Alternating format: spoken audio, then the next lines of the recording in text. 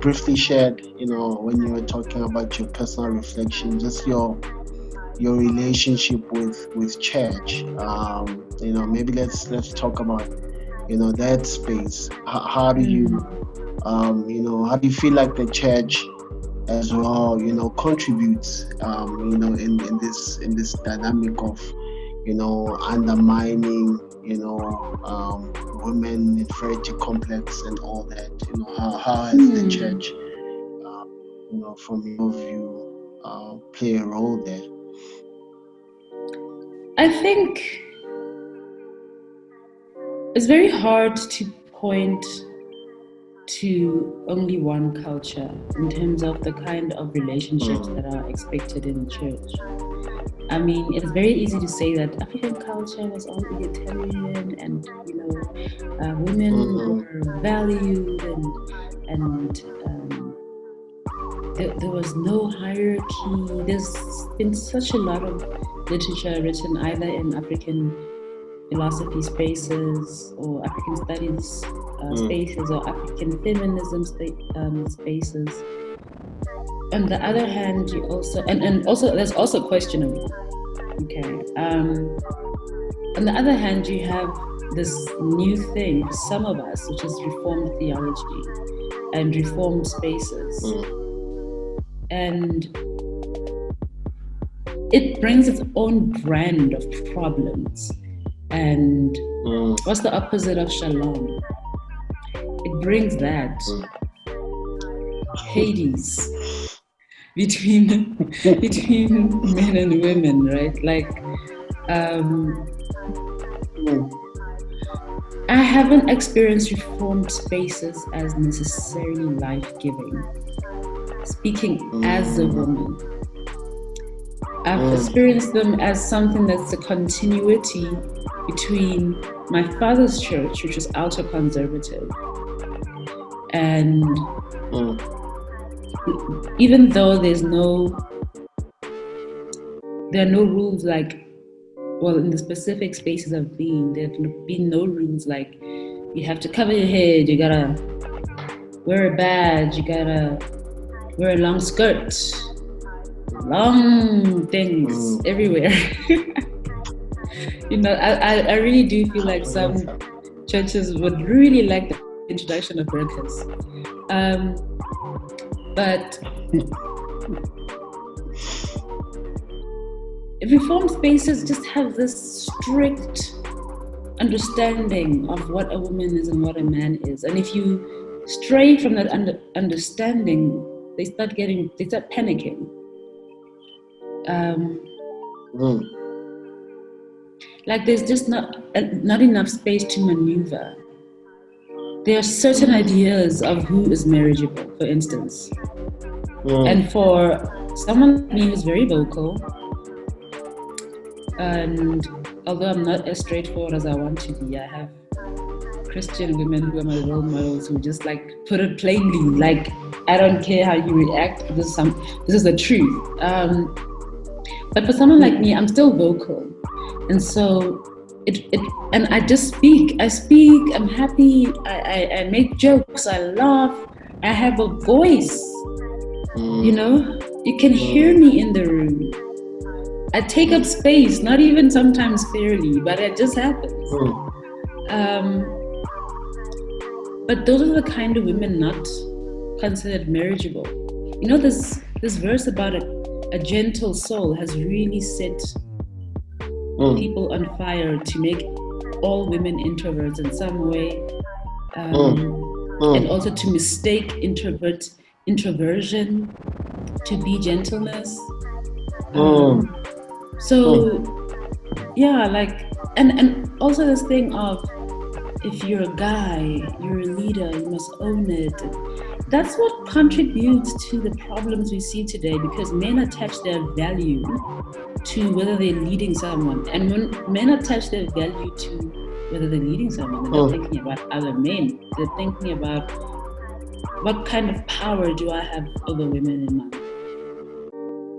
Because I'm supposed to be leading.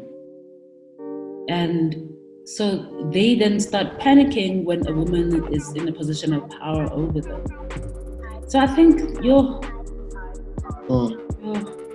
I think really Yeah, sure. we have a lot of work to do, a lot of work, and it's getting reproduced. You know, those things are getting reproduced. There's some Christian men who'd never allow the boys to play with dolls, for instance, which is it's so sad because Mm, you're saying you as a boy, you can't nurture. You shouldn't learn how to be empathetic. Um, mm, if you're gonna buy your girl trucks, it should be pink trucks. It's just, you know, when someone puts like strict boundaries mm, on something, they're trying to protect something, and when they feel like that thing is under threat, obviously they'll put strict boundaries like that. Then they go like way far, like then it becomes a form of just trapping people into certain identities that they themselves mm, don't necessarily. There was so much censoring I had to do, so much mm, silencing of myself I had to do. I remember one time, listen, we went to a mm, camp, and I've always been creative. So we went to a camp, and I was teaching my group a certain dance because it's one of those things where, like, group A must have its own dance and its own, what do you call it? Not a power or something, like a power, I don't know. But basically a theme of its own song theme. mm, And I was teaching them, I'm like, no, guys. Like, there were a couple of guys who literally had no rhythm, like the inverse of rhythm. They had an oversupply of that instead of rhythm. So I was trying to teach them, and one guy was like, a couple of guys were particularly bad, like three, and two of them were taking it in their strides. But then later on, this one guy comes up to me and he says, "Can I talk to you privately?" And he says, mm, "Look, I think you're a bit harsh on us. You know, I feel like you need to like just tone it down, da da da da da da blah blah blah." And I was taught, right, to see myself as, when you're in a conflict, both of you are wrong. So you need to apologize for something. And that's another problem. Like, that's not true. But it's this idea of humility. Like, you must also be like, and I'm sorry that I didn't come to you on time to tell you about how you know? So, but one thing I know, so then obviously that diminished me. And I felt like I've gotta, I spoke up too much as a woman. I came on too strong on them, and which was completely untrue. But it was because I'm a woman. If it was a man, he would never have done that. And I'm not saying that hypothetically. I'm saying that because men generally, what they are perceived to be, what women are perceived to be doing aggressively, they can do it just as aggressively and be seen to just be having leadership qualities. But for a girl, you call bossy instead of, oh, well, you've got great leadership qualities, you know. So I think that's one way in which the church really does fail women, just to box them into how they can be, how they, you know, their personalities and etc. Another way in which the church really fails women is to leave us locked out of rooms where decisions are being made that will impact us. And so these huge decisions are made about, I don't know, the church structure or this and that. And these decisions are made without women in the room, with an assumption that women will just fall in neatly into the decisions that are made. So it's like a very hierarchical kind of consensus in the Mm. church is always with men. Not always. That's Sure. a hyperbole, Yeah. but consensus in terms of how the direction of a church it's sometimes just based on what the men agreed. Um, Mm. yeah, and then there's also the Sure. hierarchical issue of work and input and so forth, and the pastor must be the one with the highest salary. There's no Mm. that's a corporate kind of mentality. It's a CEO, Mm. the company kind of mentality, like an organogram of who owns the most by whose post is most prestigious, as opposed to Mm. the value we add as a team to the church. So Mm. that's one really Mm. very Western Mm. import that has, Mm. you know, pervaded into the church. I'm obviously speaking Mm. about reformed spaces, but I'm aware that it could also resonate with other spaces. And so, lastly, maybe just to end it, what can we do? I think maybe you can speak. I think a word for women out there who maybe they are struggling with inferiority complex. They seem like they can't break free from all these norms and definitions and socializations that Yeah, patriarchal society and institutions have given them. And then also a word, I think, collectively as a church, what can we begin to do? And obviously I know, we want to move, because I mean, sure, in other spaces conversations are happening on it, but I think on a practical note, what can churches begin to do out there? mm, I think first things first, women must be women deserve a place at the Mm, table. They must be in those rooms mm, where decisions are being made that will mm, affect their lives. Secondly, the payment structure should resemble not a company, but a community of believers who need to recognize each other's hard work and needs. Teaching a Sunday school class, for mm, instance, and providing counseling services is not child's play, but it's one of the least paid jobs in mm, reform spaces. It's actually ridiculously hard. I know mm, that because I used to teach it when I mm, was a teenager. I had a little bit of access to it when I was a bit older. Like we need someone to teach the kids for Sunday. Are you available? There was a time when we were in a different church and mm, I was literally teaching numbers of kids. That's not specific. Maybe mm, 20 or so kids a Sunday.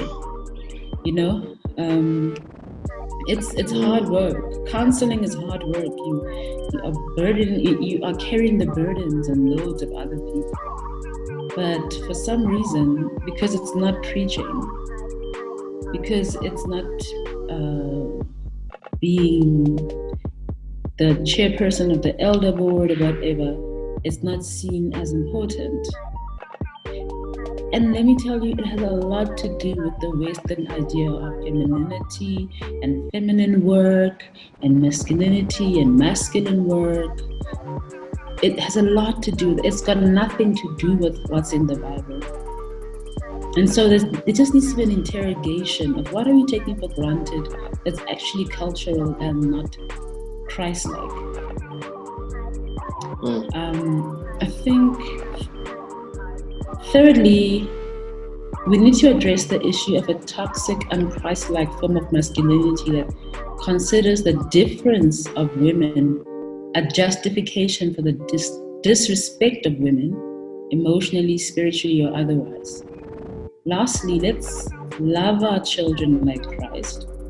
as much as possible. This means teaching boys to grow into adults who can cry, who can empathize, who not see women and girls as different in everything, who are not uncomfortable with playing with dolls or taking a socially and typically feminine career path, who are not scared to be called, oh, you're a lady, you're a girl, or things like that.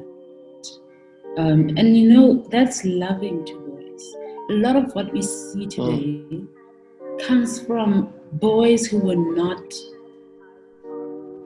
allowed to express their feelings, their fears, their sadness. A lot of what we see today just has to do with boxing them into this idea of Chuck Norris in life. That's who they have to be. Otherwise, they're not good enough. If I had a son, I swear, like, let me not hypothesize. I have a daughter, but with her, I'm definitely not, restraining her to dolls and pretty pink bows and so forth. I'm not saying there's something wrong with dolls and pretty pink bows. Pretty pink bows are my favorite. But I'm saying that if she doesn't want, I bought her cars. She took them apart, and that was the end of that. That taught me something about age-appropriate toys. She plays with her garden toys in the garden. She's got dolls. She's got bricks and a train and so there's just so much reform spaces are clinging to that is more to do with Western culture than to do with Christ or with Jesus. There's just so much, and so I just, I remember in varsity we used to have these two books. Everyone went crazy over them. One of them was like Wild at Heart, and the other one was Captivating. And they were supposed to tell us. I don't know if you guys read those books, but they were written by these conservative American Christians. I don't know if they were in church structure or anything. And Wild at Heart was like, this is the heart of a woman. This is what we want. Women want love and men want respect. I want respect. I want love and respect. And I think, look, I can tell you now, my husband really wants love and respect. But these books were just giving across this message that this is how men are. Men want to be in the forest killing squirrels, and women want to be pursued, and it's a lot. So I think the church really has to do that internal work. Just as much as there's this push for racial and understanding of what racial dynamics do to the church, there also needs to be a push for what gender dynamics do in the church. And the lack of freedom that is so pervasive in reformed spaces. I can only speak about reformed spaces because that's where I've spent most of my time. Yeah. Sure.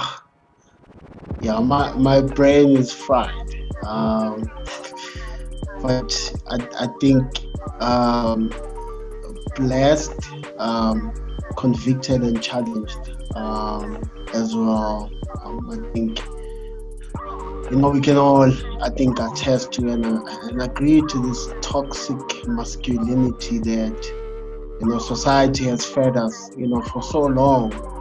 And I think what you're bringing to us is challenge to really look into those those norms, and really say Jesus is not for that. The real Jesus is not for that. He redeems, he restores us to our true masculinity and femininity that is not defined by all these socializations. And so thank you so much, Ki. I think one last thing Yeah. that I do want to say is that Mm, what contributes to an inferiority complex for women in the church is mm, not just all those things that I mentioned, but what those things, mm, but the the governing idea behind those things is that mm, women are not made in the image of God.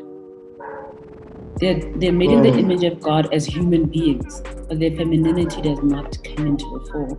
And if we're really made in the mm, image of God, then there is a mm, femininity to God that shouldn't scare us. mm, I think it just scares. Like reform spaces are just places for mm, panic.